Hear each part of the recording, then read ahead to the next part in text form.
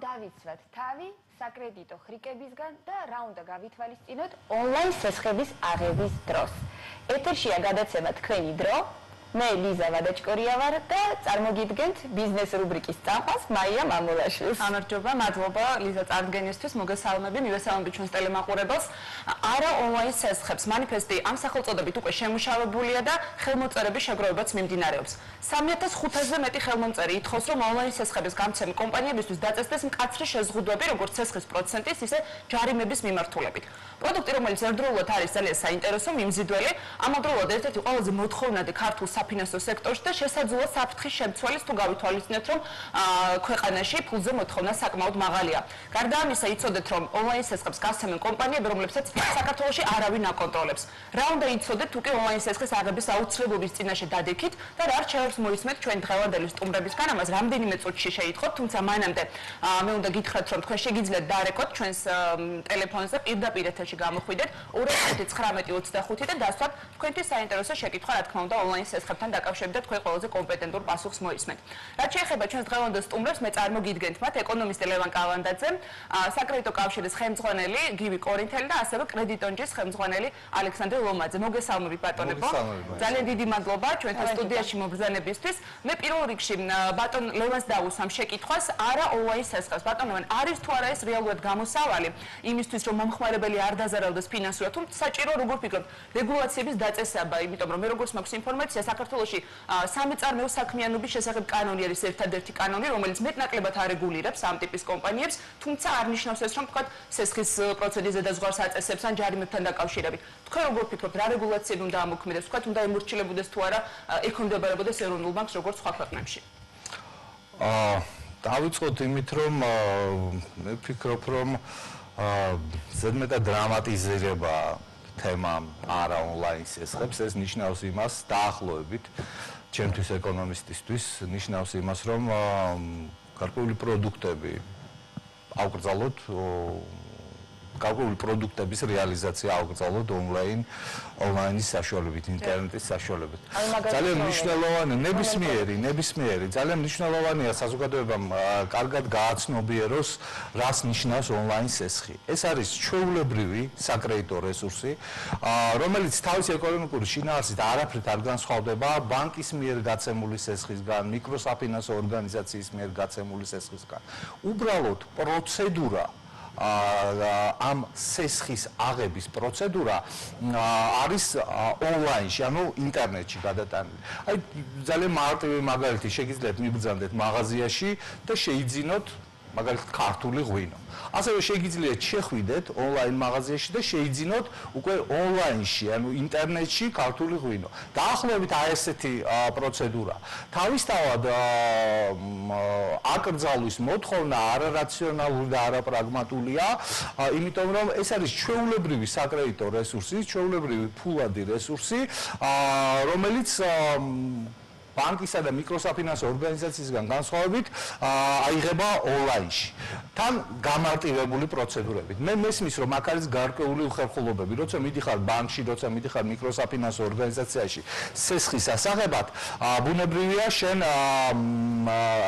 ეცნობი საკონტრაქტო პირობებს, ხელსაწერ კონტრაქტს და ასე შემდეგ. ონლაინ სესხის შემთხვევაში თქვენს მიერ აქცეპტირება, ანუ დადასტურება ონლაინში ამ სესხის მოთხოვნაზე თანხმობის უკვე ნიშნავს გარკვეულ ხელშეკრულებაზე ხელის მოწერას, რომელიც პრინციპში აბსოლუტურ უმრავლესობას საკითხული არ აქვს და როცა ჩვენ ვამბობთ და ვსაუბრობთ იმაზე, რომ ეს თემა ცხელია, აქტუალურია, გარკვეულ უხერხულობებთან არის დაკავშირებული საზოგადოების ძალიან დიდი ფენისთვის პრობლემაა სწორედ იმიტომ, რომ ვაღიაროთ. საზოგადოებაში ფინანსური სტრუქტურებისადმი სამომხმარებლო კულტურა არის ძალიან დაბალი. ნუ მე ჩემი თავიც კი დამიჭერია რიგ შემთხვევაში რომ საბანკო საფინანსო სტრუქტურებში ხელშეკრულების გაფორმების დროს რაღაც მუხლებს გადავხტობი ვარ კიდევაც და ბოლომდე არ შეიძლება არც მქონდეს საკითხი. ხო, აი ძალიან ცუდია. ეს ბუნებრივია გონია რომ ბანკი არ მოგოწევს. იმის ცოდნა რომ ამის წაკითხვა აუცილებელია, ხელშეკრულების წაკითხვა აუცილებელია, არ არის საკმარისი, როგორც ჩანს.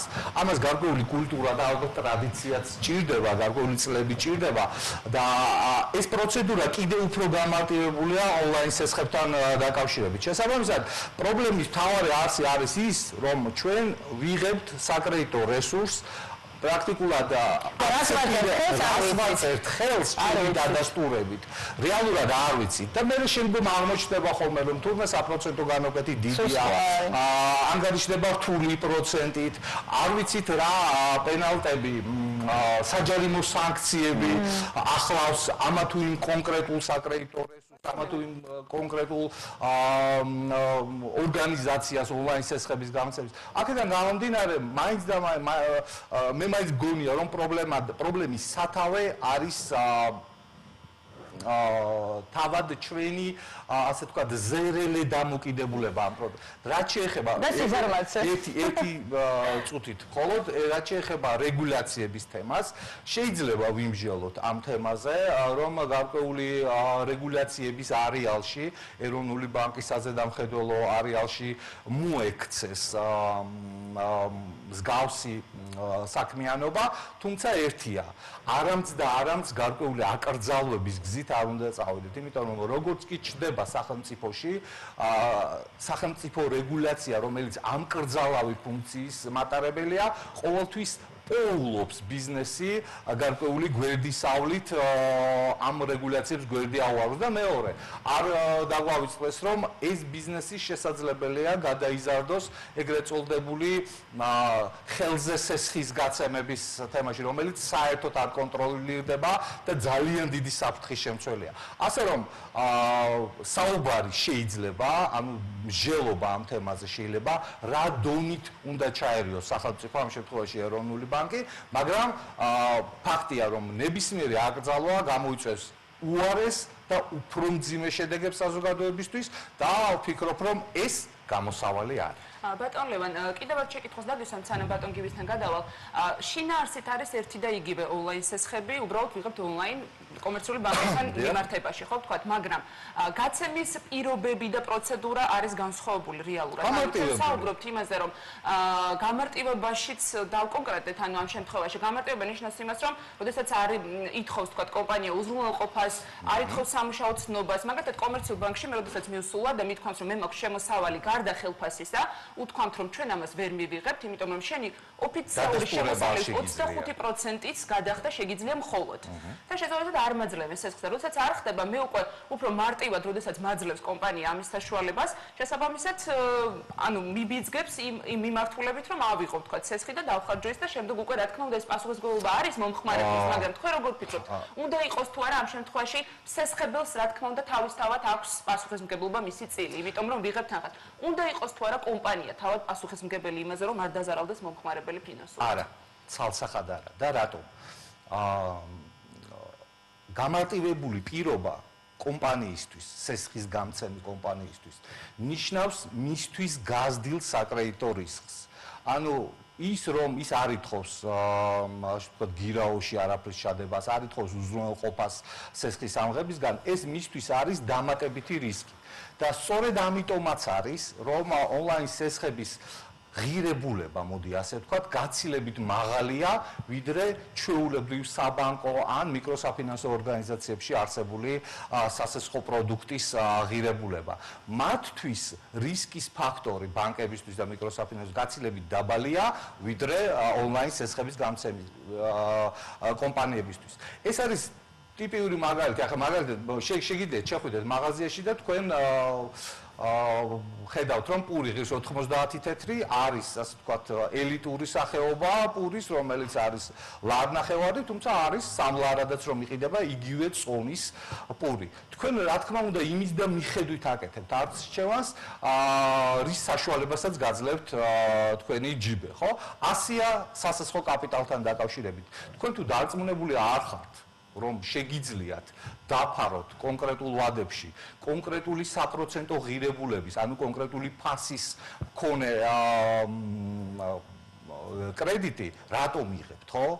ამ შემთხვევაში მე მესმის, რომ არის მძიმე სოციალური ფონი და რიგ შემთხვევაში ადამიანებს უწევთ ბანკის აღებული სესხის გადასაფარად აიღონ მიკროსაფინანსო ორგანიზაციების სესხი, მე მიკროსაფინანსოს გადასაფარად აიღონ ონლაინ სესხი, მაგრამ ეს ცალსახად გაცნობიერებული უნდა კონდეს მომხმარებელს რომ ამის გაკეთება უბრალოდ არ შეიძლება წინააღმდეგ შემთხვევაში ის ვალებიდან ვერასდროს ვერ ამოვა. დაახლოებით ეს გავს იმას, როცა ადამიანს შემოსავალი არ აქვს და მიდის მაღაზიაში და iPhone-ს ყიდულობს, ხო? ამ შემთხვევაში ჩვენ iPhone-ის გამყიდულ კომპანიას შეგვიძლია უთხრათ, რომ იმ მარკეტინგული შეთავაზებით, განმარტების კარგი პირობებით შენ, ასე ვთქვათ, შენს მარწუხებში ითრევ მომხმარებელს არა და აქედან გამომდინარე რაღაც აკრძალვები არ უნდა დაუწესო. ყველაზე მთავარი არის ის რომ ადამიანმა იცოდეს რა ფასად შეუძლია იხდეს. ბატონ გივი თქვენთან გადმოვალ შემდეგი შეკითხვით ანუ რეალურად მომხმარებლის ასე ვთქვათ უზრუნველყოფა საჭირო თანხით ხომ არ ნიშნავს ანუ მომხმარებლის საკრედიტო მახეში გამბას იმიტომ რომ ბატონ ლევანის თემას განმაგრძობ აი ბოლოს როგორც დაასრულა ის რომ მე მაძლევ ვთქვათ მაქსიმალურ საშუალებას და შესაძლოა სრულად არ მქონდეს შემოსავალი და ამ შემთხვევაშიც ამტკიცებს კომპანია სესხს ანუ არის თუ არა ეს ამ შემთხვევაში მისი მხრიდან სწორი ნაბიჯი როგორც ბიზნეს კომპანიის მხრიდან მით უმეტეს როდესაც რისკებზეც ისაუბრა ბატონმა ლევანმა რომ ამ შემთხვევაში რისკები საკმაოდ მაღალია.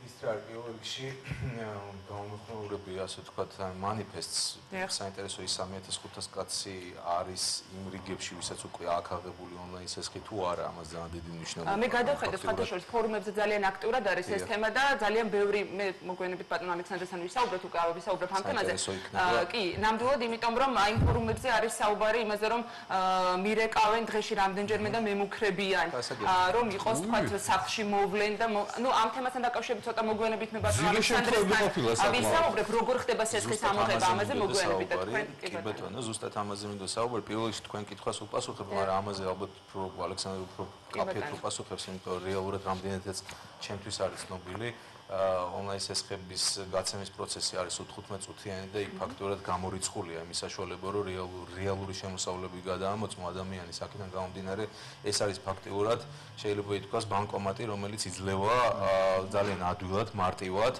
ფულს მაგრამ იმავდროულად ლევანს აბსოლუტურად ვეთანხმები ერთ რამე ყველაფერში აბსოლუტურად და ერთ რამეში განსაკუთრებით რომ ის ბანკომატი როდესაც იძლევა უფასოდ ამ თანხას ასე ვთქვათ ხო შეიძლება იცოდე რომ ამის უკან თავისთავად დგას რაღაცა კონკრეტული ის ბიზნეს და კომერციული ინტერესი იმიტომ რომ ეს არ არის საქველმოქმედო ფონდი თავისთავად და შესაბამისად ის ბიზნეს ინტერესი რომელიც ამ მექანიზმის უკან დევს საერთოდ ამაზე ბჭობა არ არის მარტო ჩვენთან მაგალითისთვის მოვიყვან რომ ამერიკაში მაგალითად ამერიკის შეერთებულ შტატებში 27 შტატში არის დართული 24 შტატში არის აკრძალული ანუ რეალურად ეს ონლაინ სესხებზე მაქვს ზუსტად საუბარი ანუ ეს საუბრები ხო ფაქტობრივად ყველგან არის მანიფესტებიც ყველგან არის სხვადასხვა კულტურაში სხვადასხვანაირად არის გამოვლენილი მაგალითად თქვა წამყვან ეკონომიკებზეა საუბარი მაგალითად ბრიტანეთში არის 50000-ზე მეტი სხვადასხვა სახის კომპანია რომელიც სხვადასხვანაირად უზრუნველყოფს თქვა სწრაფი სესხების გაცემა ეს მარტო ონლაინ სესხს არ ეხება ეს ეხება ასე თქვა ეგრეთ წოდებული door to door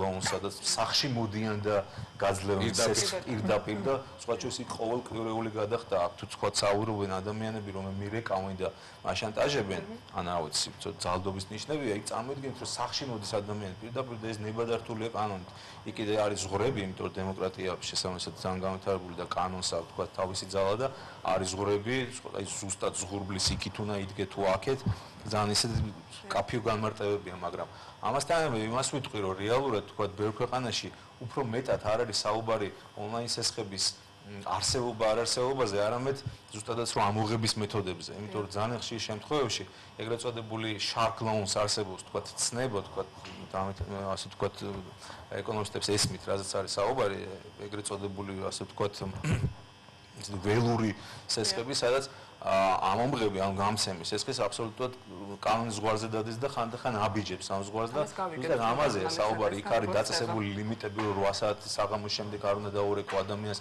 არ უნდა შეუწყო სამსახურში, არ უნდა გააგებინა მაგალითად მაგის შვილის სკოლის მასწავლებელს ბაღში და ასე შემდეგ, იმიტომ რომ სოციალურ წნეხში ახვედრებს ადამიანს და ეს არ შეიძლება. აი შეხედოთ თვითონ სესხებს მე ვიტყოდი ესეთ რაღაცას, რომ რეალურად მაგალითად ორი მოწინავე კომპანია, რომელიც არის უცხოური ამ ბაზარზე, მე არ ვიცი რამდენად შეიძლება მათ დასახელება თავს შევიკავებ, ხო? იმ ქვეყნებში, საიდანაც არიან ისინი, ასე ვთქვათ, სადაც არიან დაარსებულები, თვითონ იმ ქვეყნებშიც უკვე რაღაც ლიმიტაციებში შევიდნენ.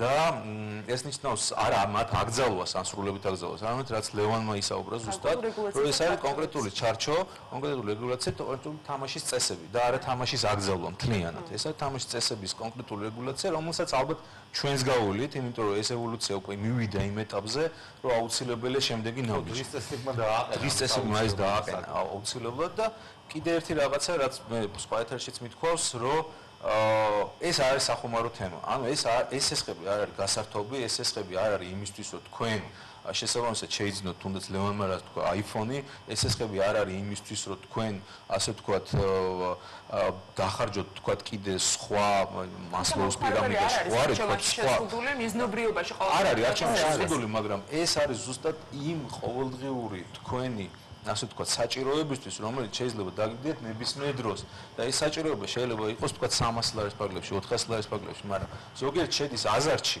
და იღებს არა მარტო ერთ კომპანიაში, არამედ 5-ში, 6-ში, 7-ში, არასოდეს ვთქვათ ონლაინ სესხების კომპანიებში მირამდენადაც ვიცი, ალექსანდრე და ალბათ უფრო მეტად მოყვება ამაზე, არასოდეს გადამოწმების მომენტი, იმიტომ რომ სესხები შეიძლება 7-8 კომპანიაში ქონდეთ ერთად აღებული, მაგრამ ეს არ გიზღუდავდეთ თქვენ 21-ში ისევ აღებას. რაც სხვა ჩვენს გამორიცხულია ბანკში, იმიტომ რომ აბსოლუტურად სხვა პროცესია გადამოწმების კლიენტის და სხვა ჩვენს ეს ერთ-ერთი პრობლემა, თუნდაც რეგულატორი რო ვიყო, მე პირადად, ხო?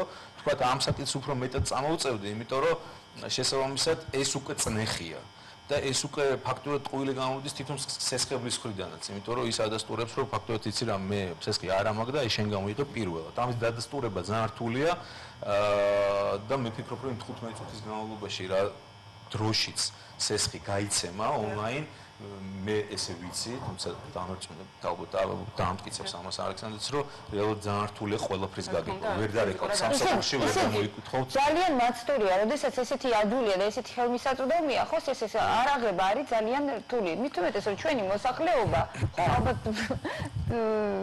თქვენც არ მეწინააღმდეგებით იმაში, რომ როდესაც შესესხულო ფულს, ხვის ფულს ესხულობ და როცა აბრუნებ, უკვე შენს ფულს აბრუნებ. წამოვიდა პირველი ინიციატივა საერთოდ ესეთი ტიპის სესხების ქალებისგან. აი მათთვის იყო პირველი ცნობა, სხვა შორის რუსეთში იყო ერთ-ერთი მაგალითი, რომელიც ძალიან დიდ თანხს გააკეთა ერთ-ერთი ბიზნესმენმა, რომელმაც ჰიპერმარკეტებში დააყენა აი ესეთი სწრაფი სესხების გამცემი პუნქტები და იყო მარტო ქალებისთვის, რეალურად ანუ იმათ აკლდებოდა ჩოპინგისთვის რაღაც კონკრეტული თანხა და ისინი აბსოლუტურად აი ცდუნებით, თქვენ როგორც ზუსტად დაასახელეთ ის სიტყვა სტუნებით მიდიოდნენ და იღებდნენ აბსოლუტურად გაუთვითნობიერებლად იმ თანხას. თუმცა იქ იყო პირობა, რომ პირველივე ხელფასზე იმას უნდა ასე ვთქვათ დაებრუნოს. გასაგებია ბატონ გივი, სანამ ბატონ ალექსანდრესთან გადავა კიდევ ერთი შეკითხვა. თქვენ ერთ-ერთ ინტერვიუში აღნიშნავთ, რომ არის გაუფასურების თემა, რომელიც ყველა სფეროს შეეხო და ძალიან გადაღებული თემა იყო. თქვენ მაშინ ამბობდით, რომ სწორედ აი ამ არის გაუფასურების შედეგად განსაკუთრებით ონლაინ სესხების კომპანიებმა, მიკროსაფინანსო ორგანიზაციებმა ძალიან კარგი შემოსავალი მიიღეს. რაც გულისხმობთ, ანუ გაიზარდა მიმართვიანობა?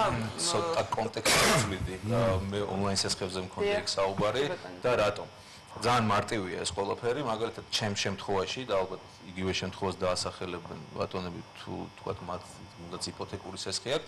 მაგალითად ჩემს შემთხვევაში რეალურად თქვათ ჩემი სესხი თქვათ ამ 40%-იანი თუ 38%-იანი კურსის გაუფასურების გამო დაახლოებით გაძვირდა 230 ლარით. ეხლა მე თქვათ არ დაუკეხნი ჩემი შემოსავლებით, მაგრამ ჯერჯერობით ყოფნის იმისთვის, რომ მე დამატებით შემოსავლები არ ავიღო იმისთვის, რომ ყოველთვიური პროცენტი ვიხადო.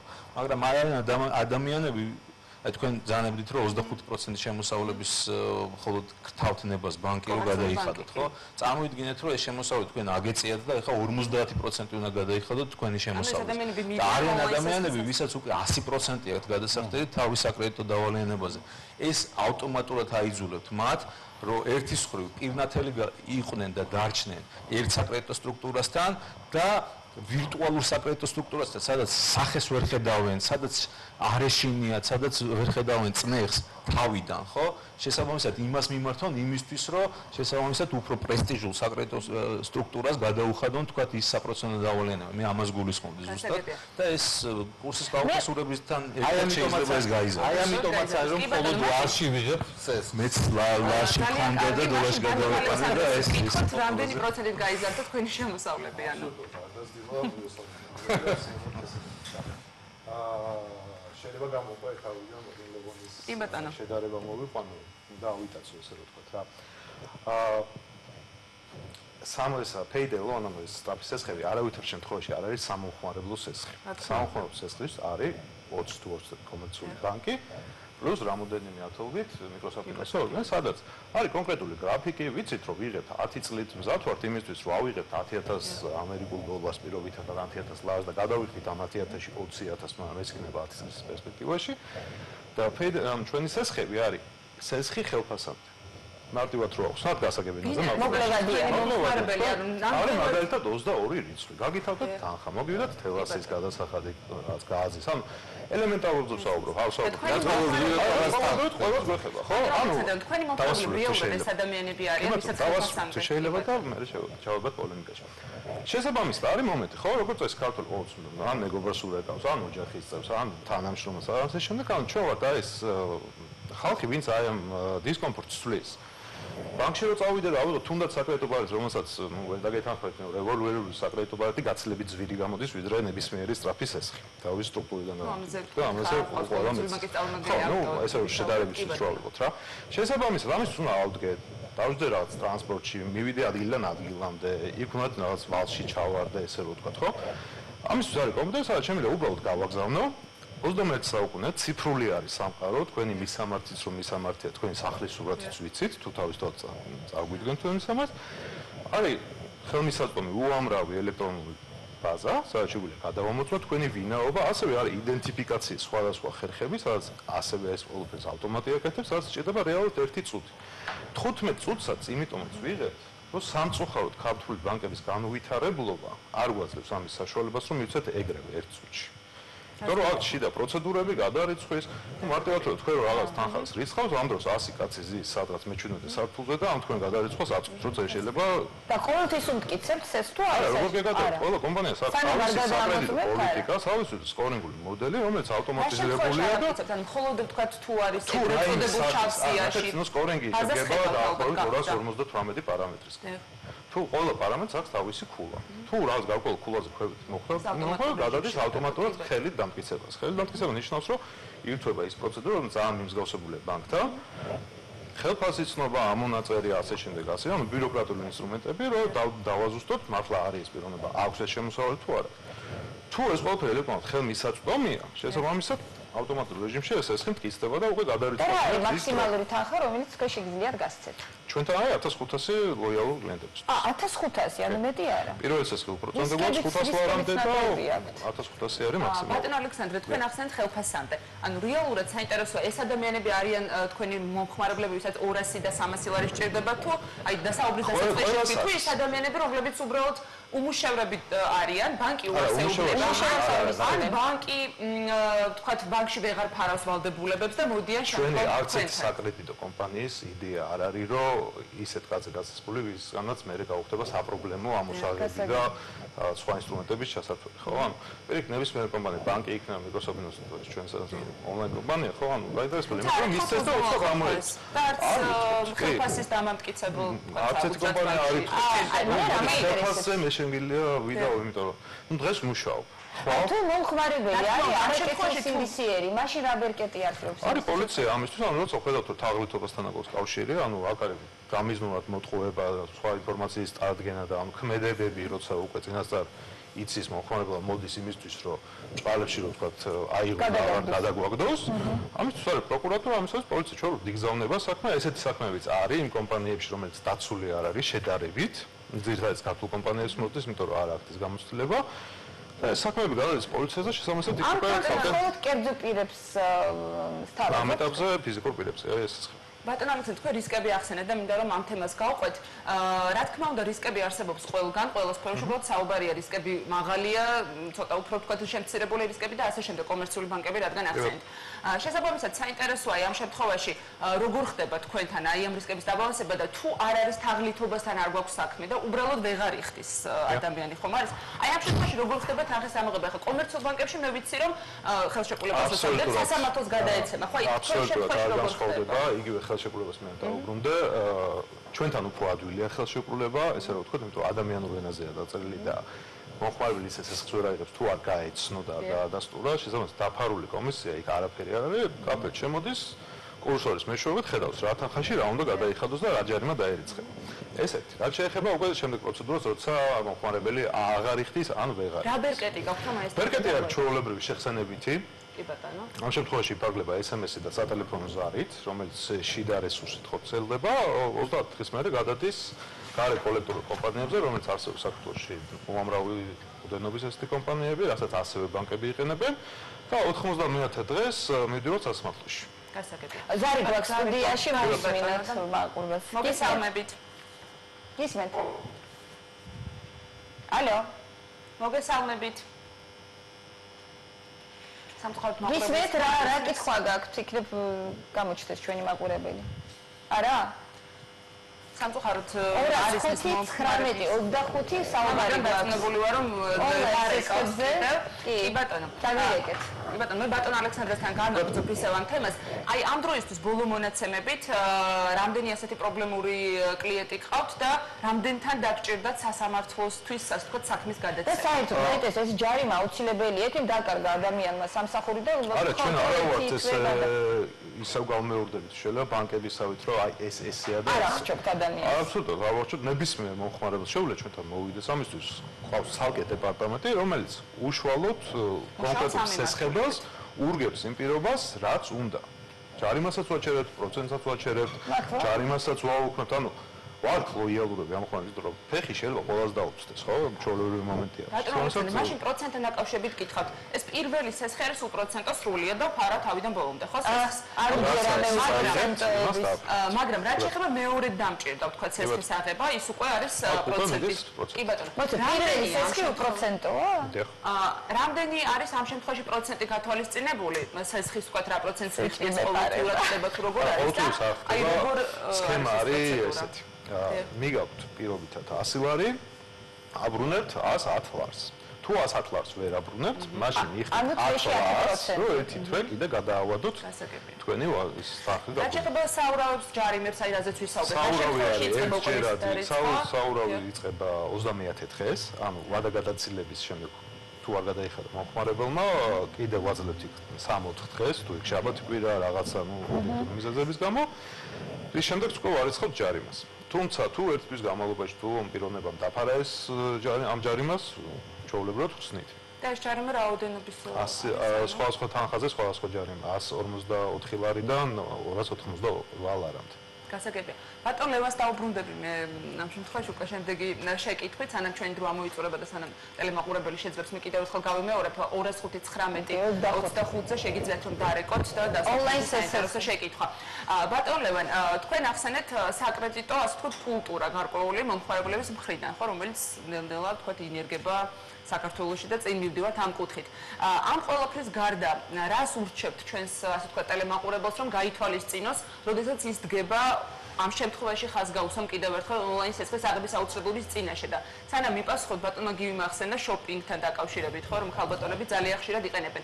აი ამ თემასაც მინდა შევეხო და მოგვიანებით თუმცა მე როგორც მაქვს ინფორმაცია ამ დროისთვის არის ზარი ტელემაყურებელი რეკავს მოგესალმებით. გესმით ჩვენი ხმა? გამარჯობა. გამარჯობა. რა კითხვა გაქვთ ჩვენ სტუმრებთან? დია? ანუ დია გისმის თქვენი ხმა? აი რა სტუდენტი და აი ცეცხლია გადავიდო რომ უნდა გადაიხადოს მაგიტები და რამდენი წლის არის? რამდენი წლის არის თქვენი შვილი? და თქვენმა შვილმა ანუ ამ შემთხვევაში სანამ პასუხს გაგცემენ ჩვენი სტუმრები რა ვთქვათ მიზნით აიღო რა მიზნობრიობით ანუ თუ გაქვთ თქვენ ჩვენ გავგორეთ ის ამ ტიპი რა დასახარჯო სამულო თასება. და აი შემთხვევით გავიგე და ეს ონლაინ შესაძლია მინდა უყურა. ანუ მას შემოსავალი არ აქვს. როგორ უნდა დავხაროთ ეს მაინტერესებს.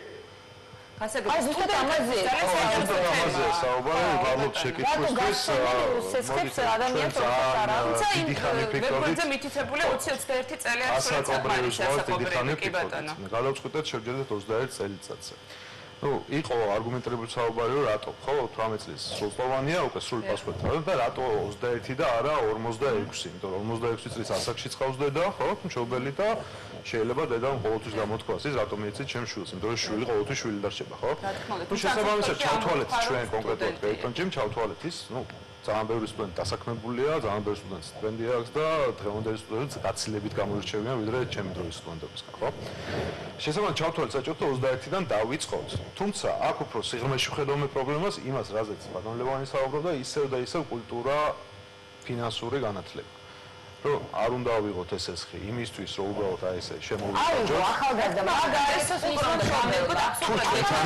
მოვიდეს დავეხმარებით აუცილებლად ჩვენ საუბრობდით რომ ამ შემოსავლის გარეშე ზოგადად ონლაინ სისხლები არ მტკიცდება და ანუ აქ მოდით მეორე საკითხი შეიძლება იყოს ხო შეიძლება ხა არავის შეურაცხ წარვაკება რომელიღაცა დედამისის თქვა ასეთი რაღაც ხდება იმიტომ რომ ჩვენ ტელეფონში შემოსავალი დაისტუმროს შვილის ვალი თუ არა არა გოლდა არა ანუ ეს ახლა სანქციები რაც ემუქრება ამ კონკრეტულ ადამიანს ზარი გვაქვს კიდევ ის არის გამარჯობა რამანჯერეს ეს კონკრეტული ონლაინ სესიის წარმომადგენელია თუ ყველასეს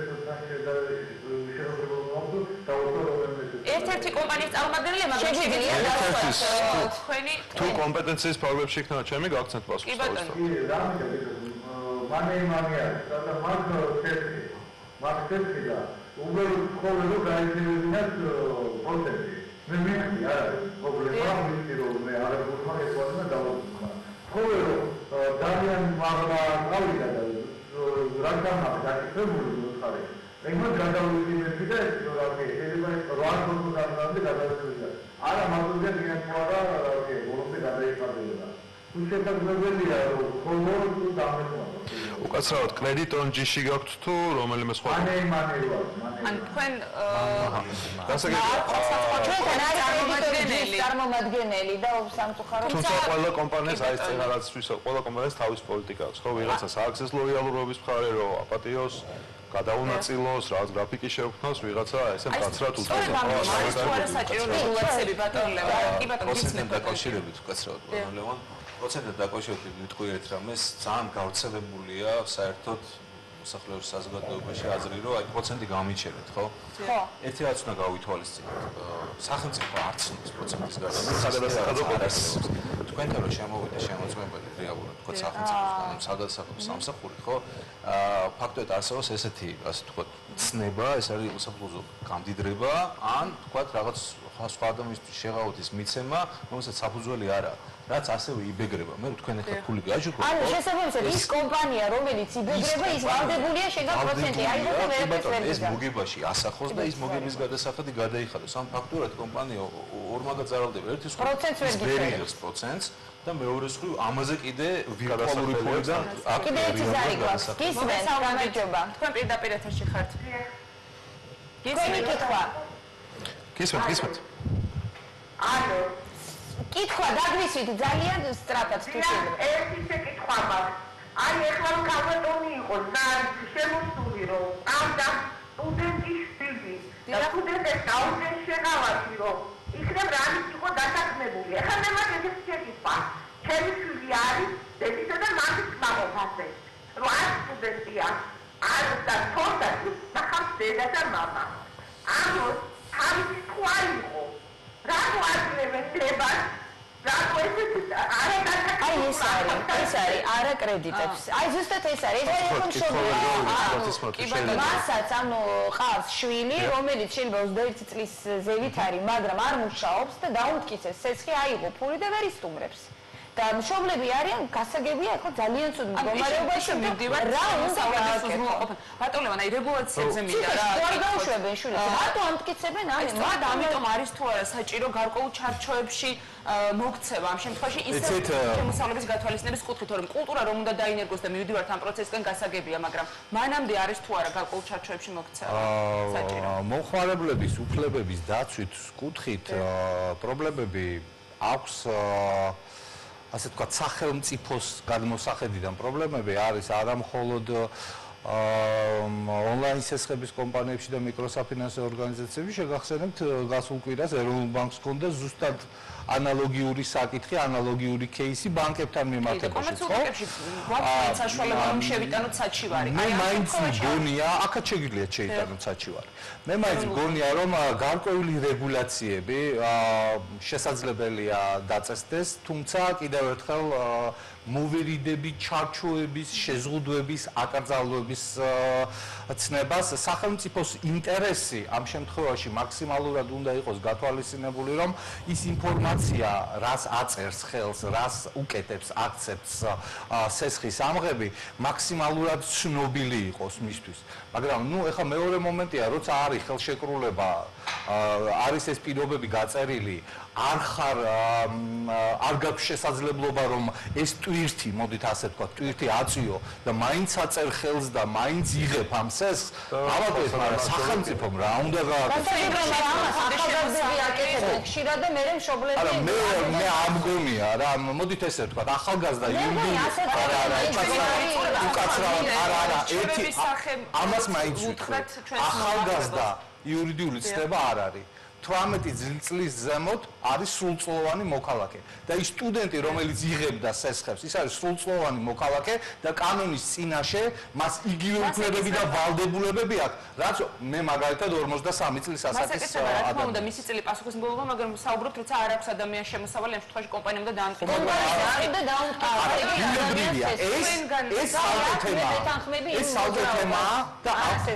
ეს საკეთემაა და აბსოლუტურად გეთანხმებით ეს საკითხი მაქსიმალურად უნდა იყოს გაფილტრული და ამ თვალსაზრისით როგორც მომხმარებლის უფლებების დაცვის კუთხით სახელმწიფო შესაძლებელია გარკვეული რეკომენდაციები და გარკვეული რეგულაციები დააწესოს. ჩვენ რეკომენდაციებს მისცემთ ჩვენს ტელემაყურებელს, იმიტომ რომ მოიწურება და მე ყოველთვის ერთი რეკომენდაცია მაქვს მომხმარებელს.